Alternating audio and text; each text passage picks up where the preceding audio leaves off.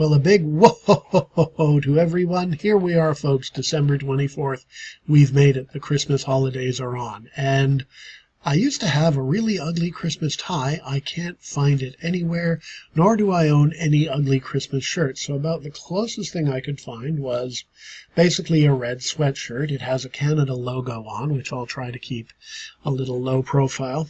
Oh well, that's about the best I can do, but this was about the Christmassiest thing I could find. It is now December 24th. Christmas is here, and well, we've reached the end of this series.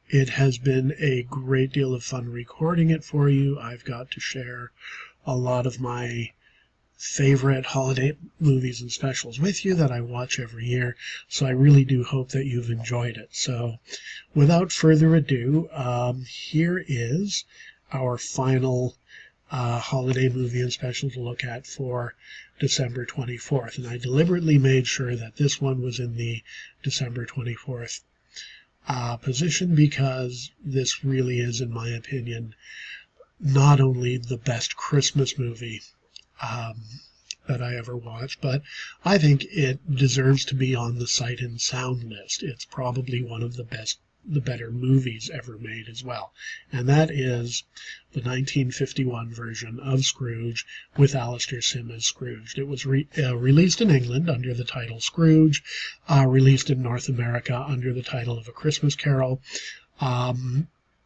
Alastair Sim, by the way, in 1951 was one of the biggest stars in England at the time. And this not only is a great Christmas movie, but it is a great movie. As I've said, belongs on the Sight and Sound list. The reason I feel that it's not on the Sight and Sound list is that the fact that it is a genre movie, it is a holiday film, it is a Christmas film, tends to make critics not take it as seriously as it needs to be taken, I think, is the first issue. The second issue is that the director of the film, Brian Desmond Hurst, is a competent director but not recognized as being an auteur. So especially at the time this film was made, film studies was in its infancy, and at that time, when people were looking at what were considered to be important films, people usually looked at the director as the auteur of the film, under the assumption that if the film was not made by an important director, then by definition it couldn't be an important film. Now, the auteur theory has been under challenge for quite some time now, and it is recognized that there are very, very important and very, very great non-auteur films out there that occasionally a middling director will manage to produce an absolutely great movie. Another example would be Groundhog Day, directed by Harold Ramis. Absolutely wonderful movie, brilliant movie. Nothing else he did was ever at the same level. So, but I will talk a little bit about Brian Desmond Hurst because it's a little bit unfair to discount him as an auteur, primarily because although he was an English director, he also directed a few films.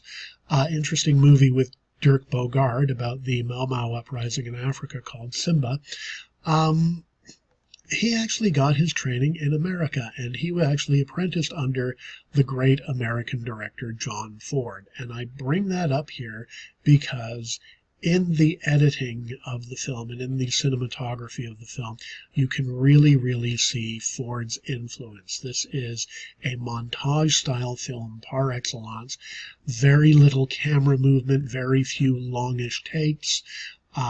What you have are strong photographic transitions, and the movie relies a great deal on editing. Watch the scene when Marley's ghost first is about to appear and the bells have just begun ringing in Scrooge's cell. You'll notice there's this wonderful little bit where you get some extreme close-up shots of the bells that have just rung and fallen silent, intercut with Scrooge's face, and those shots are timed to the music.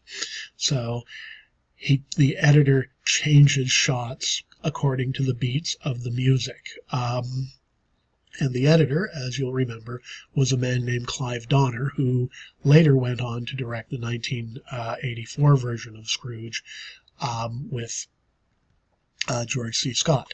So, firstly, very much in the montage style tradition of filmmaking of John Ford. Secondly, take a close look at the sets. You'll notice that a lot of the sets are a little bit exaggerated and a little bit distorted. Look at the sets along Scrooge's street as he approaches his house initially to come home on Christmas Eve to find that his door knocker has been replaced by Marley's face. The set design here is right out of German Expressionism. So this is a very, very rich movie. It's aware of other movements in cinema as well. It relies on influences from other genres of filmmaking. Again, when the Ghost of Christmas Present opens his robes and you see the two ghastly children, the boy is ignorance, the girl is want.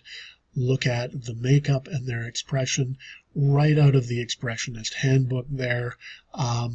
Their faces look like they could almost be right out of Munch's Portrait of the Scream. So a very, very rich film in terms of its associations. One of the things I find really, really ironic about this movie is people praise it for how faithful it is to the Dickens novel, and it's the film version that really best captures the essence of the Dickens novel. This is probably the least faithful to the Dickens novel of any version of the film. The bits in Christmas Past, when we see Scrooge's career being established with the young Jacob Marley, or when he buys Fezziwig's business himself, or when he comes under the influence and the sway of Mr. Jorkin, and Mr. Jorkin really becomes the figure who tempts Scrooge over to the dark side in this. Those aren't in Dickens at all. Those are completely the invention of the screenwriters here. Some of the bits that people remember most from this film, for instance, people talk about the death of Marley and the power of that scene, and that wonderful bit in that scene by the great character actor Ernest Thesiger. That's not in the book either. Again, completely invented by the screenwriters. The bits with Mrs. Dilber on the stairs on Christmas morning, which people again find to be one of the most delightful moments in this film, and just absolutely wonderful and charming. Not in Dickens either, made up entirely by the screenwriters. So this version actually makes major, major departures from the novel. Wisely, I think, really at the center of this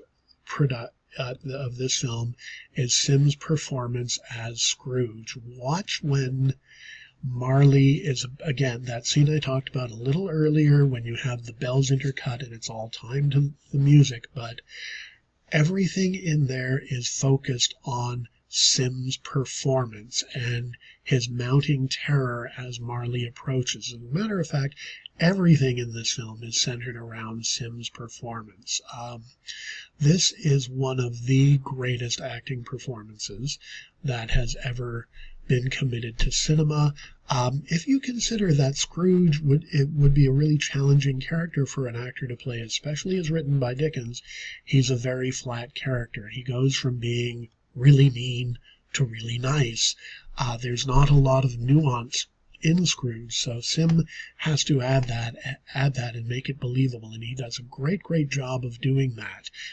It is an absolutely virtuoso piece of acting. One of the great film performances of all time.